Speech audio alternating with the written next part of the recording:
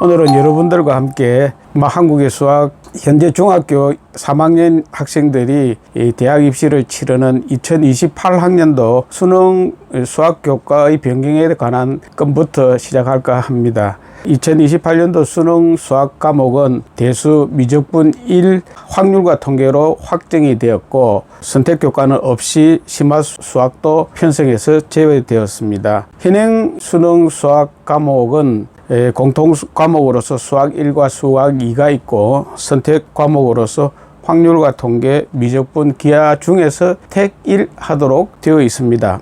이렇게 과목이 바뀜으로 해가지고 현재 고등학생들이 배우고 있는 토픽 중에서는 수열의 극한, 미분법, 적분법, 2차 곡선, 평면 벡터, 공간도형과 공간좌표 등이 빠지게 돼가지고 실질적으로 대학에서 이공계 학생들이 공부하는데 큰 타격이 올 것으로 생각하고 있습니다. 대학 입학 지원자 수가 많을 때는 그렇게 해도 괜찮은지 몰라도 지원자 수가 급감하고 있는 상황에서는 수능도 바꾸어야 하는데 아직도 그렇지 못한 것 같습니다. 일본의 경우에도 우리 수능 시험과 유사한 센터 시험이라는 게 있습니다만은 센터 시험은 어디까지나 학생의 수준을 측정하는 정도에 그치는 게 보통입니다. 대학의 경우에는 대학이 미달되거나 또는 굳이 시험을 본고사를 치를 필요가 없는 대학에서는 학생들의 센터 시험 성적만으로 입학자들을 결정을 하고 이름 있는 대학의 경우에는 우리 대학은 센터 시험의 결과는 참고사항일 뿐 전혀 반영하지 않고 본고사를 치릅니다 라고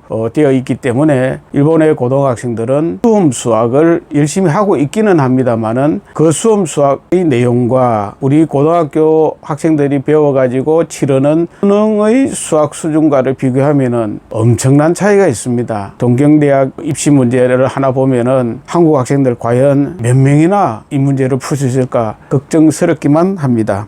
두 번째로는 수능에서 과목이 바뀌고 이렇게 함으로 해서 교육과정의 개정 때에도 이것이 반영되어야 되기 때문에 실제로는 또 더 큰 문제가 야기될 수밖에 없습니다. 교육과정이라는 것은 초중고등학교가 일주일에 배울 수업 시수가 정해져 있기 때문에 한 과목을 늘리거나 할 경우에는 제로섬 게임처럼 어떤 한 과목을 1시간 줄여야 새로운 과목이 진입할 수 있는 그런 구조입니다. 특히 교육과정 개정 때마다 밀리는 과목은 수포자 양산한다는 과목으로 낙인 찍힌 수학 교과가 밀리는 상황인데 제가 생각할 때는 수학은 밀리면은 안 된다라고 생각합니다. 국가가 수학의 중요성을 역설해야 함에도 불구하고 이유는 학생의 학습 부담 경감이라는 미명 아래에 국가가 묵인하고 있는 거 아닌가 이런 생각을 하고 있습니다. 수학을 소비자의 관점으로 너무 바라보는 것 같습니다. 마치 핸드폰이나 컴퓨터의 사용만 할 줄 알고 공급자인 설계자를 만들지 못하는 교육적으로 내닫고 있는 것 아닌가 하는 우려를 저는 하고 있습니다. 또 세 번째 원인으로서는 의대 솔림 현상에 대해서 환상을 부리지 못하는 학부모들도 큰 기여를 하고 있다고 봅니다. 의대에 가기 위해 가지고 유명 대학에 입학하더라도 반수 또는 전수를 하기 위해 가지고 휴학을 한다든지 해서 대한민국 입시 구조 전체를 흔들거리게 하는 건 대단히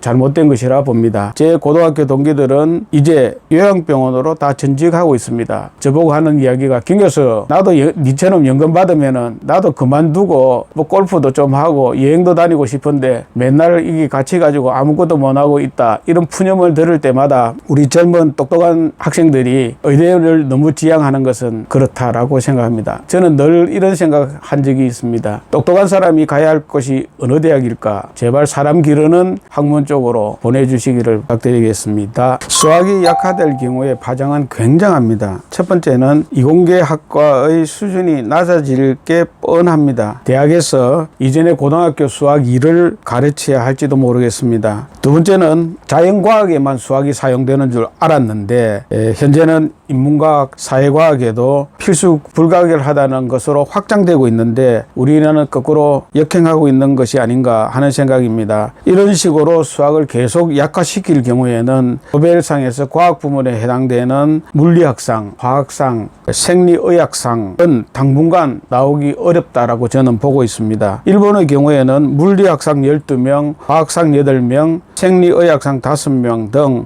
과학계열의 수상자가 25명이나 됩니다. 특히 2000년 이후 2022년까지 자연과학계 최상의 수상자 20명은 미국에 이어 2위를 기록하고 있습니다. 여러 원인이 있겠지만은 수학을 중요시하고 있으면 두말할 필요도 없습니다.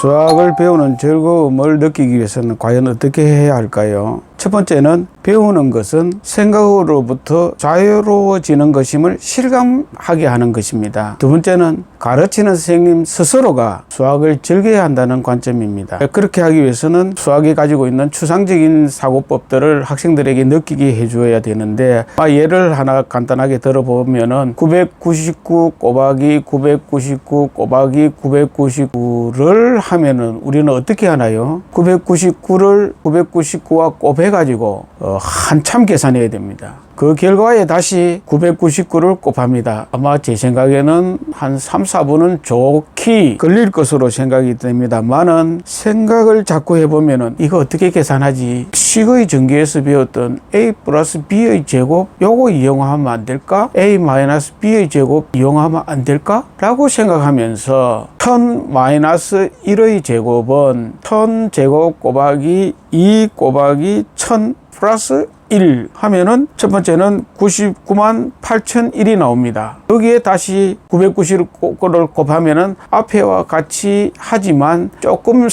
시간이 절약됩니다. 하지만 이번에는 a-b의 세제곱이라는 식을 생각하면은 999 곱하기 999 곱하기 999는 1000-1의 세제곱 이꼴 1000의 세제곱 마이너스 3 곱하기 1000의 제곱 더하기 3 곱하기 1000 마이너스 1 하면은 997만 2999가 쉽게 나옵니다. 이런 게 생각하는 것이라고 보시면 되겠습니다. 수학은 학교 교육에서 꼭 필요한 과목인데 왜 필요한지에 대한 설명은 사람마다 다 다릅니다만은 오늘은 한 서너 가지로 요약해서 말씀드릴까 합니다. 첫 번째는 오늘날 과학기술 문명에는 많은 것이 수치화되어 있습니다. 그 의미를 수량적으로 정확하게 파악하는 수량 감각이 필요합니다. 게다가 수학은 사회생활을 보내는 데 있어서 기본이 될 뿐만 아니라 많은 학문들을 기술하는 언어로서의 중요한 역할을 하고 있습니다. 자연과학이나 공학뿐만 아니라 사회과학이나 인문과학에서도 수학을 필요로 하는 학문 분야가 많아지고 있습니다. 과거를 되돌아보면은 수학은 사고로부터 자유로워지는 역사입니다. 방정식의 항을 이항하는 것도 즐거움을 맛보는데 수학은 최적의 교과 중 하나입니다.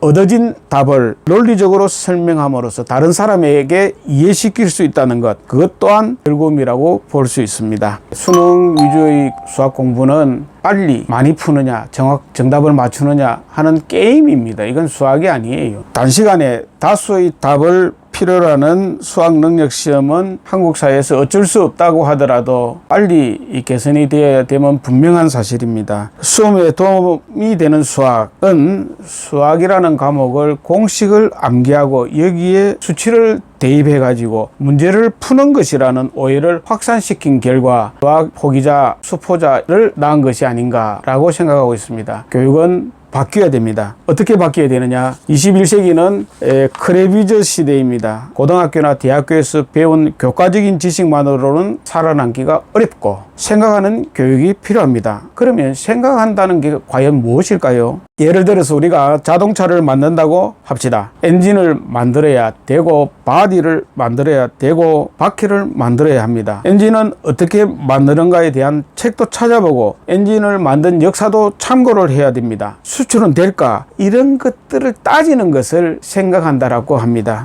현재 대학 입시 위주 교육만으로는 미래 사회를 대처하기가 굉장히 힘들다는 것을 모두 알고 있지만 어느 누구도 그 대책에 대해서 진지하게 고민하고 해결하고 있지 않는 현실을 잘 생각해 보시기 바랍니다. 깊은 생각과 충전을 하지 않고 있는 지식만 계속 써먹으면은 방전으로 인해 언젠가는 아무것도 아닌 존재, 저는 제로라고 표현합니다만은 제로가 될 뿐이라는 것은 분명하지 않습니까? 긴 시간 동안 감사합니다.